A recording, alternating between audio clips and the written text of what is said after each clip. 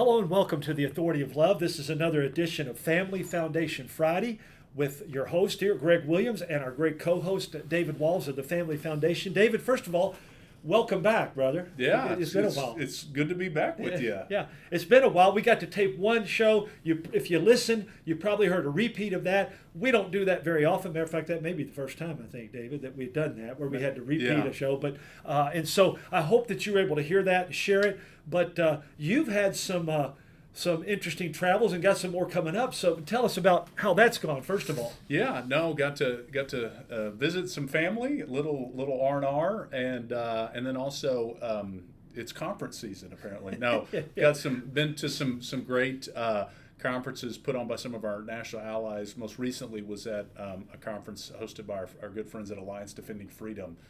And just it was always encouraging to be around brothers and sisters of Christ from across the nation that are fighting the good fight, not just in the policy world like we were, but others in the legal and educational realms and other ministries and media. I need to ask that because actually they figured there was. There was media realm, and there was actually a good Kentucky contingent of some folks there as well. So great. Always our friend Tom Fallbush, did he make it? I'm not sure, and I didn't see everyone. Right. But our friend Lawrence Smith at the Kentucky Baptist Convention was there, and so just a lot of good information, and excited to see how the Lord's working all over the nation. Yeah, excellent. I know you got another one coming up, so what we're preparing and hopefully getting good stuff to you to help you understand. I actually had a birthday while you were gone. I don't know if I should admit that, but I had a birthday. Happy birthday. Thank you, brother. Thank you. The great part about it was we had my brother was not able, he's in California, and his son, my nephew, is in North Carolina. They weren't able to make it. My brother's birthday is actually 4 days before mine. Okay. I'm 2 years older, but we have very close birth dates. And family was there, all my sons and their wives, and my daughter and her significant other right now that she's dating. And so my mother-in-law, my dad, my sister. So it was a good time that we just got to connect and enjoy. And, the days are getting shorter, particularly for my dad, as listeners know. And so it was a good time, and got to connect with them again, and always love that. It's great. So that catches you up on us and hopefully connects with you guys personally. But we also have another significant, probably a little more significant than my birthday, but we had an assassination attempt on a former president and a current candidate. What has been the feedback, or what have you heard regarding all of that, David? Well, it's a sobering moment in our nation's history. I didn't see it live, but saw the video clips very shortly thereafter, and first we just have to thank the Lord for protecting President Trump. I mean, by millimeters. We could have seen assassination on live television of a former president, and very much could be the next president as well. And so, but certainly, saddened by the tragedy of the loss of life that we saw, and others that were injured. I was. In spite of that moment, I thought it was really a moment of courage for President Trump to see how he responded. I mean, it takes some gusto, some courage. You could kind of see his willingness to fight, which has been obviously a theme of his political career. Really, absolutely. Is a fighter for American values, for Americans that may feel like they've been overlooked in the economy. And so I thought that that was a powerful moment. And obviously the imagery of seeing him stand up after that and encourage the crowd after, almost losing his life, I thought that was a powerful moment. I looked at my wife when we watched it like you did afterwards. We saw the clips. And I said, when he did that, I said, for good or bad, whatever, that will be the iconic clip. Yes, it certainly was. It wasn't no prophetic or anything. It was just very simple to see that and go, that's pretty strong. Because even if you weren't physically hurt more than the fact that it whizzes by and does that, and you were, as you said, millimeters away from death, because there's no way he could have recovered probably from that unless the Lord intervenes. But for him to stand up, there had to be some nerves going on, adrenaline and nerves, and going, is there another one coming? What do I do? Yeah. And he was willing to do that. So whether you like that or not, that was certainly there. Absolutely. Yeah. And I just say, and I know he's we're in the the RNC convention's going on as we're Right. recording this. He's going to be giving his acceptance speech. You know, I thought it was really powerful too what President Trump said, and he acknowledged that it was God alone who prevented the unthinkable from happening, I think was his quote. And so certainly good to see his recognition that God was clearly protecting him in that moment, even though, you know, an evil act was taking place. And what a cowardly, act.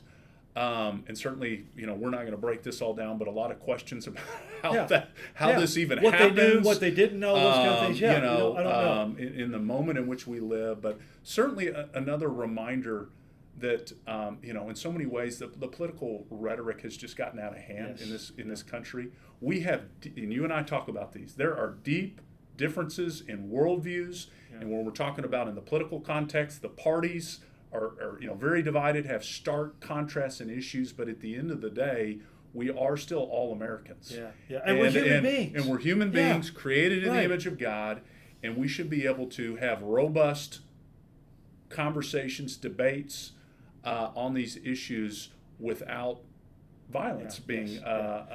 That's the true definition of tolerance, David. Right. Again, that's another one of the words that the left has kidnapped and said tolerance means you have to agree with me. Tolerance literally means I can still get along with you. We can have discussions. We can work through things even when we disagree. Absolutely. It's exactly what it is. And so I also like, on both sides, we have to give credit to the call for civility and unity. Now, rhetoric is rhetoric. Right. We have to see who's Actions willing on both sides again, who's willing to actually, that doesn't mean we don't speak the truth, but we've got to remember that that's a human being on the other side and we care about them. We don't have to agree. We can strongly disagree, but we do it in a civil way and we still remember that we're human beings at the end of the day. Oh, absolutely. And you know, and for Christians to remember that God is still on his throne. Absolutely. And and you know, this is an incredibly important election. Yes. It's only gotten, it seems to be more getting more important by the hour. Right. We're going to be doing all that we can to equip and encourage Christians to get out and vote. I know you'll be doing the same, Greg. We'll be talking about that. But the end of the day, God is sovereign even over the election. And whoever wins, God's still going to be sitting on the throne. And that's the mindset that we need to have. And we can trust that. We should trust that while also leaning into the responsibility we have as Christian citizens that are still blessed to live in the greatest nation.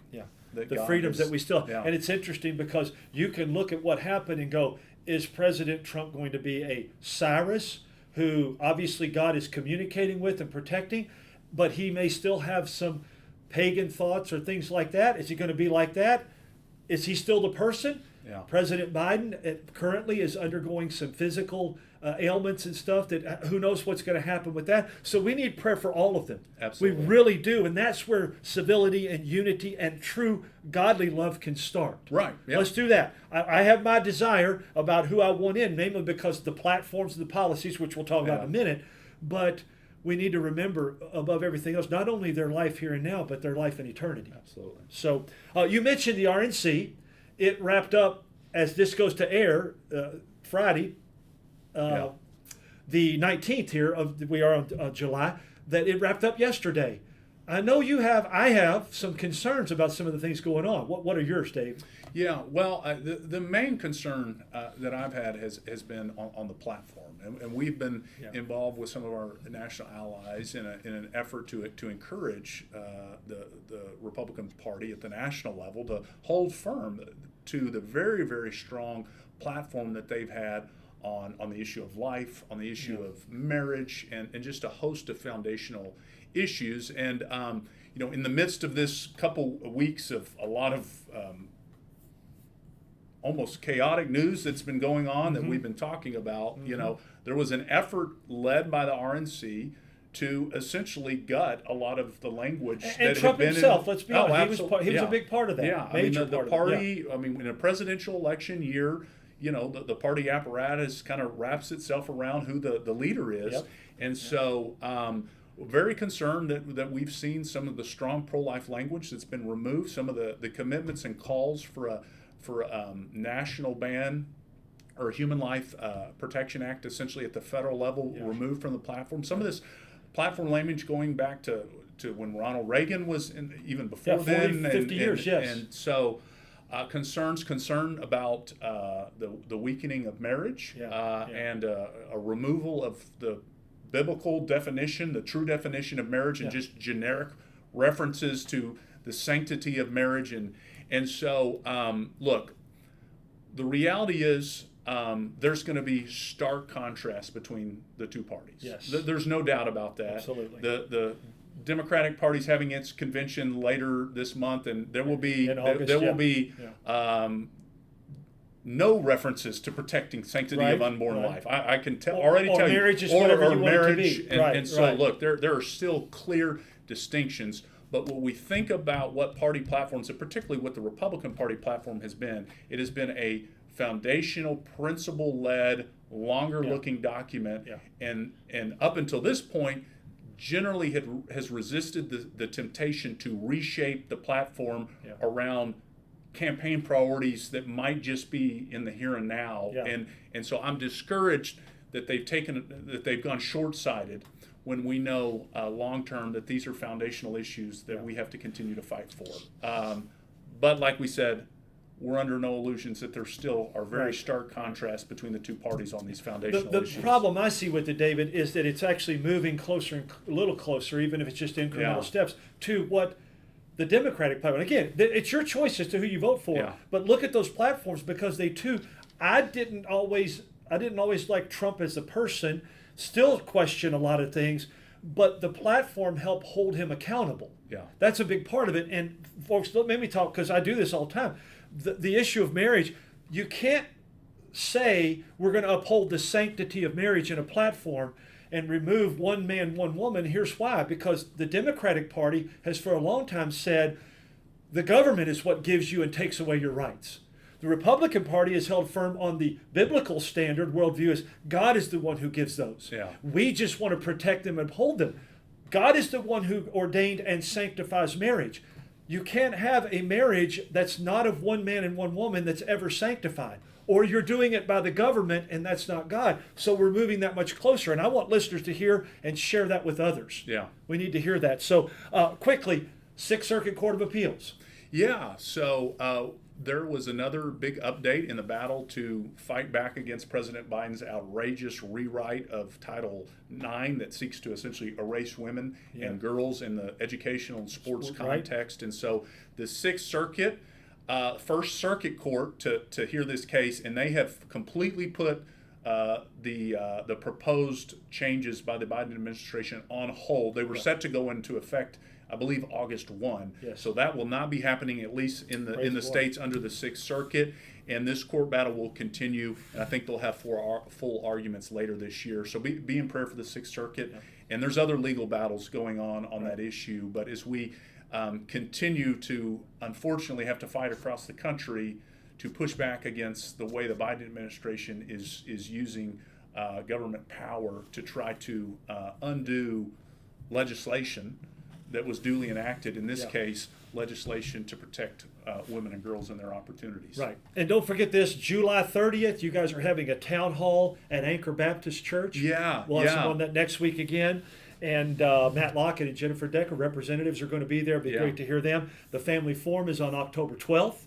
We'll say more about that next week, but thank you for joining us. Thanks for your prayers. Thanks always to the Lord. I'm Greg Williams with co-host David Walls, and you're listening to The Authority of Love.